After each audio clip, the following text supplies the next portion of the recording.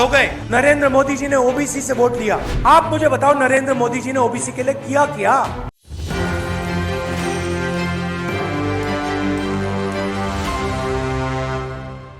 नमस्कार, एक न्यूज 24 देख रहे हैं आप। मैं हूं आपके साथ दिव्या सिंह। बिहार में जाति आधारित गणना को लेकर भी सियासत खूब हो रही है, लेकिन इन सब के बावजूद बिहार सरकार इस पर पूरा फोकस दिए हुए है और आप कह सकते हैं कि जो पहले चरण की गणना थी उसे कंप्लीट भी कर लिया गया है और दूसरे चरण की गणना अब शुरू हो चुकी है, जिसकी शुरुआत खुद मुख्यमंत्री नीतीश कुमार ने बख्तियारपुर से की। इन सब के बीच आपको बता दें कि जो कांग्रेस नेता है राहुल गांधी, उन्होंने बिहार में जाति आधारित गणना का समर्थन किया है, जिसके बाद से अब जेडीयू में खुशी का ठिकाना नहीं है। दरअसल जो जेडीयू के राष्ट्रीय अध्यक्ष हैं ललन सिंह, उन्होंने ट्वीट कर इस बात की जानकारी दी है और राहुल गांधी के समर्थन के बाद उनका शुक्रिया भी अदा किया है। चलिए विस्तार पूर्वक बताते हैं कि आखिर किस तरीके से राहुल गांधी ने इस पूरे मामले पर समर्थन दिया है और ट्वीट करते हुए ललन सिंह ने क्या कुछ लिखा है। जाति आधारित जनगणना का राहुल गांधी की ओर से समर्थन करने पर जेडीयू ने खुशी जाहिर की है। नीतीश कुमार की पार्टी जनता दल यूनाइटेड की ओर से कहा गया है कि राहुल गांधी और कांग्रेस पार्टी ने जाति आधारित जनगणना का समर्थन किया है, जो सामाजिक न्याय यानी कि सोशल जस्टिस की दिशा में एक सही कदम है। हम इसका स्वागत करते हैं। पार्टी की ओर से कहा गया है कि जनता दल और हमारे नेता मुख्यमंत्री नीतीश कुमार की तरफ से इसकी मांग वर्षों से की जा रही है। इस बार भी उन्होंने केंद्रीय गृह मंत्री अमित शाह से मिलकर अपनी मांग को दोहराया। इससे पहले जनता दल यूनाइटेड के 11 सांसदों का प्रतिनिधि मंडल गृह मंत्री से मिलकर जातिगत जनगणना करवाने की मांग किया था, लेकिन वे नहीं माने। पार्टी की ओर से कहा गया है कि केंद्र सरकार की ओर से कोई आश्वासन नहीं मिलने के बाद मुख्यमंत्री नीतीश कुमार ने राज्य में जातीय गणना कराने का निर्णय लिया, जिसमें बीजेपी जानबूझकर देर करती रही, लेकिन मुख्यमंत्री के स्पष्ट निर्णय के सामने बीजेपी को झुकना पड़ा और गणना हो रही है।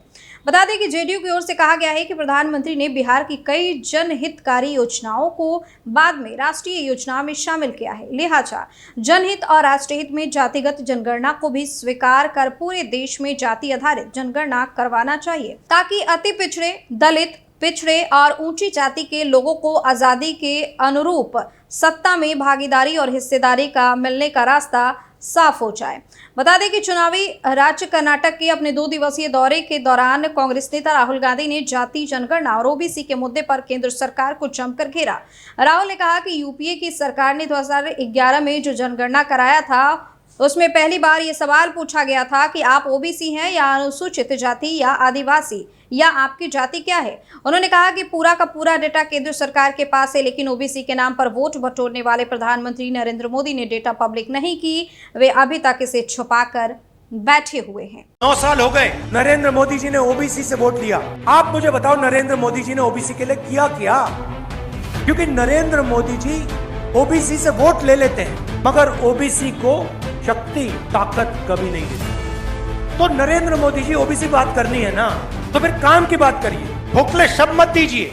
यूपीए की सरकार थी, 2011 में हमने सेंसस किया और पहली बार हमने सेंसस में सवाल पूछा था कि भैया आप ओबीसी हो, आप दलित हो, आप आदिवासी हो, आपकी जात क्या है, और पूरा का पूरा डेटा हिंदुस्तान की सरकार के पास है। मगर नरेंद्र मोदी जी ने डेटा पब्लिक नहीं किया, छुपाया हुआ है। तो मोदी जी, अगर आप सचमुच में ओबीसी को ताकत देना चाहते हो, आर्थिक ताकत देना चाहते हो, राजनीतिक ताकत देना चाहते हो, तो पहला कदम यह है, ओबीसी सेंसस जो है उसका डेटा आप पब्लिक कर दीजिए, देश को बता दीजिए इस देश में ओबीसी है कितने। तो देखिए, इस तरीके से आपको बता दें कि कर्नाटक में चुनावी सभा के दौरान राहुल गांधी ने केंद्र सरकार पर जाति आधारित गणना को लेकर जमकर निशाना साधा। उसके बाद से जो जेडीयू के राष्ट्रीय अध्यक्ष हैं ललन सिंह, उन्होंने ट्वीट कर इस बात की जानकारी दी है कि कांग्रेस की तरफ से जो जाति आधारित गणना है उसको समर्थन मिला है और इस बात पर उन्होंने खुशी भी जाहिर की है और जो कांग्रेस नेता है राहुल गांधी,